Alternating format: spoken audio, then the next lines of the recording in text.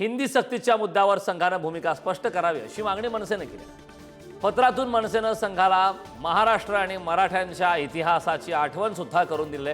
तब्बल 200 वर्ष हिंदुस्थानवर मराठ्यांचं राज्य होतं, विसरलात का? मनसेनं ही आठवण करून दिलेली आहे।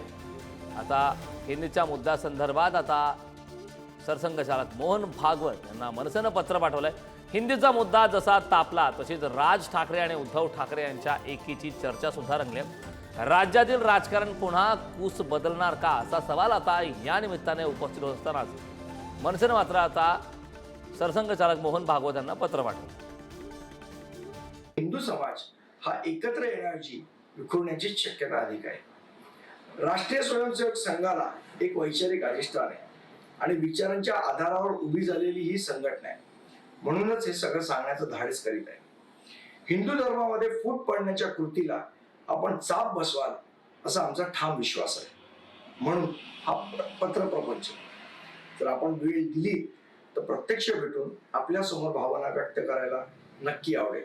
आपला नम्र संदीप देशमुख। या संदर्भात ताजे अपडेट देण्यासाठी माझा सहकारी आवेश तांदळे आपल्यासोबत जोडला। आवेश, आपण पाहतोय की हिंदी सक्ती संदर्भात मनसेनं आवाज उठवलाय, मनसे आक्रमक झाल्याचं पाहायला मिळते। आता थेट मनसेनं सरसंघचालक मोहन भागवत यांना पत्र पाठवून या मुद्द्यावरती आपली भूमिका स्पष्ट करण्याचं सांगितलं। काय सांगेल सविस्तर?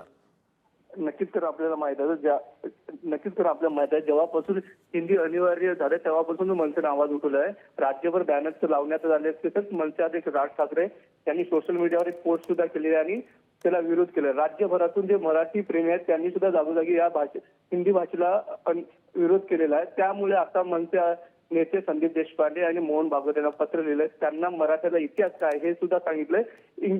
मुघलालाच नाही तर इंग्रजांना सुद्धा महाराष्ट्रानं कसं रोखलं हे सुद्धा त्या पत्रातून सांगण्यात आलं। त्यामुळे हिंदू एकत्र करण्यासाठी तुम्ही मराठी हिंदी आमच्यावर लादू नका असं सुद्धा पत्रातून म्हटलेलं आहे। आणि संघाची भूमिका काय हे सुद्धा विचारण्यात आलं, कारण संघ एक वैचारिक विचारावर तयार झाला एक संघ आहे असं मानलं जातं। एका विचाराने हिंदू विचाराने पुढे गेलेला संघ असं मानलं जाते आणि त्यांना या पाठवून तुमची काय भूमिका आहे हे सुद्धा त्या पत्रातून विचारण्यात आलेलं आहे। करण अगदी आवेश, या संदर्भात आगामी काळात काय घडामोडी घडतात हे पाहणं महत्त्वाचं आहे। खूप खूप धन्यवाद या महत्त्वपूर्ण अशा माहितीसाठी।